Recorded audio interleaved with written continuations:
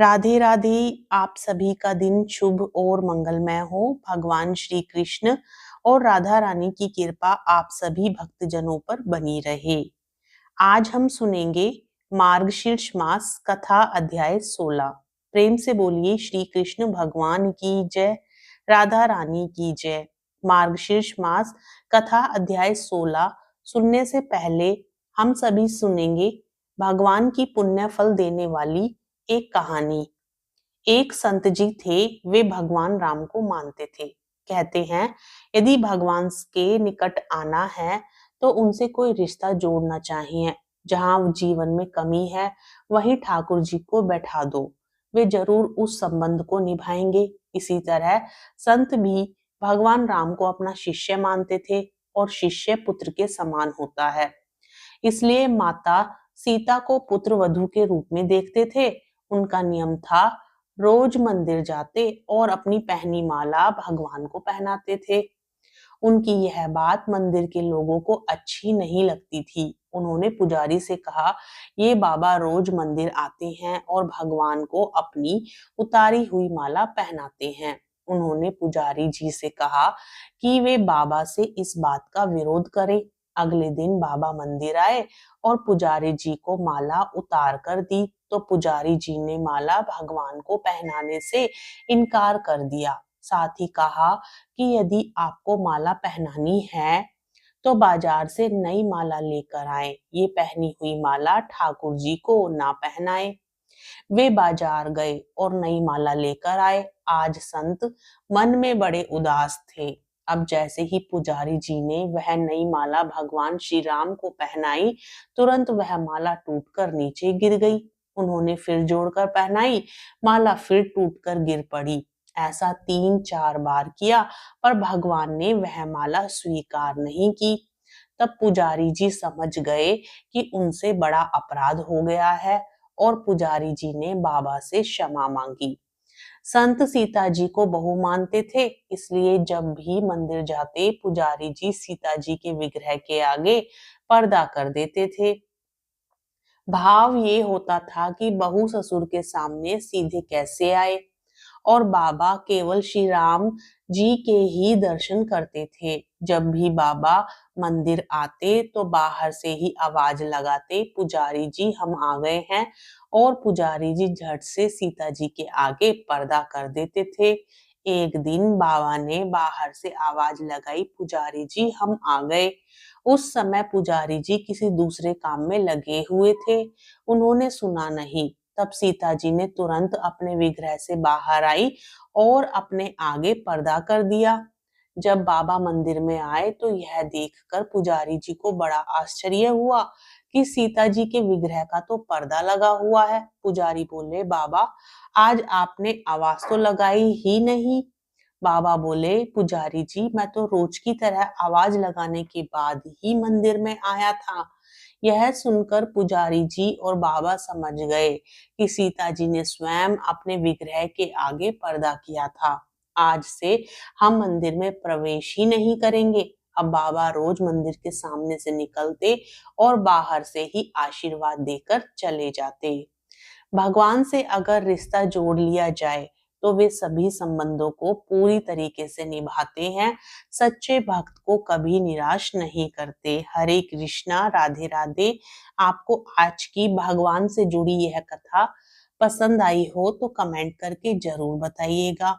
अब सुनिए मार्गशीर्ष मास कथा अध्याय 16 में आप आज सुनेंगे मार्गशीर्ष मास में मथुरा सेवन का महात्म्य।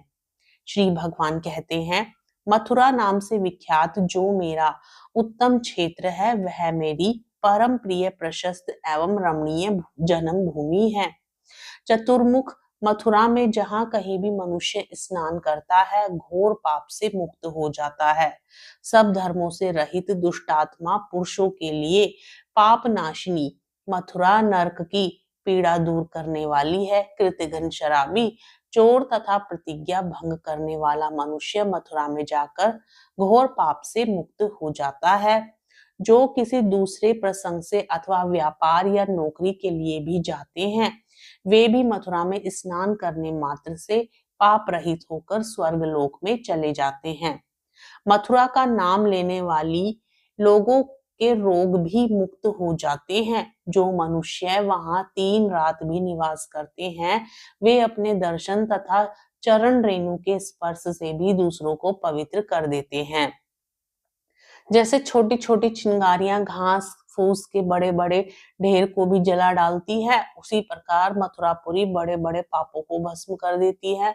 अन्य स्थानों में किया हुआ पाप तीर्थ स्थान में जाने से नष्ट हो जाता है, किंतु तीर्थों में किया हुआ पाप वज्रलेप हो जाता है। चतुरानन, अन्य स्थानों में जिस पाप का भोग 10 वर्ष में पूरा होता है, वह मथुरा में 10 दिन में ही पूरा हो जाता है।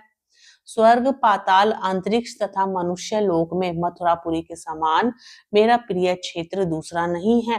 तीर्थराज प्रयाग में 1000 वर्ष तक निवास करने से जो फल प्राप्त होता है, वह मथुरापुरी में केवल अगहन में निवास करने से मिल जाता है। जिसने कभी मथुरापुरी नहीं देखी है और उसे देखने की इच्छा रखता है, उसकी कहीं भी मृत्यु क्यों न हो, वह मथुरा में जन्म लेता है। मेरे प्रिय भक्तों, तुम मथुरापुरी में निवास करो। वहां गोप कन्याओं से घिरा हुआ मैं सदैव निवास करता हूँ।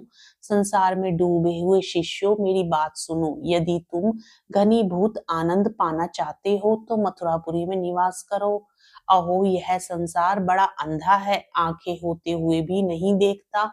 मुक्तिदायिनी मथुरा के होते हुए भी सदा जन्म मरण रूपी संसार चक्र का ही सेवन करता है। सौभाग्यवश अनुपम मनुष्य योनि पाकर भी जिन्होंने मथुरापुरी नहीं देखी, उनकी आयु व्यर्थ ही बीत गई। अहो, यह कैसी बुद्धि की दुर्बलता है। मोह की कितनी अद्भुत महिमा है कि मनुष्य मथुरापुरी का सेवन नहीं करते। जो मथुरापुरी को पाकर भी अन्यत्र जाने की अभिलाषा करता है, वह अज्ञान से ही संपन्न है। जो पाप की राशियों से आक्रांत है, दरिद्रता से पराजित है और जिनकी कहीं भी गति नहीं है, उन सब के लिए मेरी मथुरापुरी आश्रय है। यह सार से भी अतिशय सारभूत स्थान है, गोपनीयता से भी अति गोपनीय परम रहस्य है। उत्तम गति की खोज करने वाले पुरुषों के लिए मथुरापुरी परम गति है। योग युक्त ब्रह्मज्ञानी मनीषी पुरुषों की जो गति होती है, वह मथुरा में प्राण त्याग करने वाले मनुष्य की भी होती है।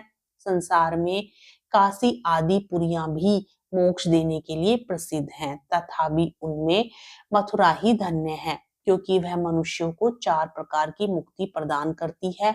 मथुरा में आकर मरे हुए कीट पतंग आदि भी चतुर्भुज रूप हो जाते हैं।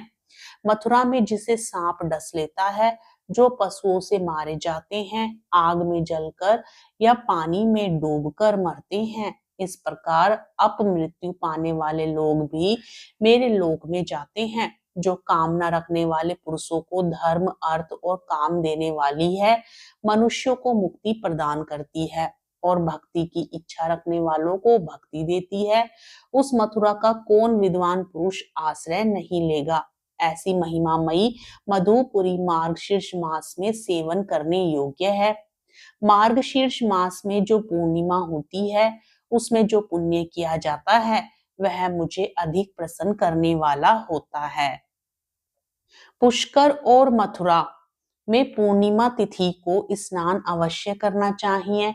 मार्गशीर्ष की पूर्णिमा अनंत फल देने वाली है, अतः सब प्रकार के प्रयत्नों से उसका आदर करना चाहिए। जो भक्ति पूर्वक मेरे परम प्रिय मार्गशीर्ष मास का व्रत करता है, वह पुत्र रहित हो तो पुत्र पाता है, निर्धन हो तो उसे धन मिलता है, विद्यार्थी हो तो विद्या और रूपार्थी हो तो रूप प्राप्त करता है, ब्राह्मण ब्रह्म तेज को पाता है, क्षत्रिय विजयी होता है, वैश्य खजाने का मालिक होता है और शूद्र पाप से शुद्ध होता है।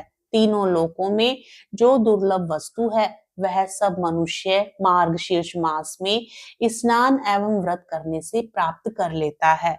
मुझको वश में करने वाली उत्तम भक्ति सर्वथा दुर्लभ है, वह भी इस मार्गशीर्ष मास का महात्म्य श्रवण करने पर प्राप्त हो जाती है।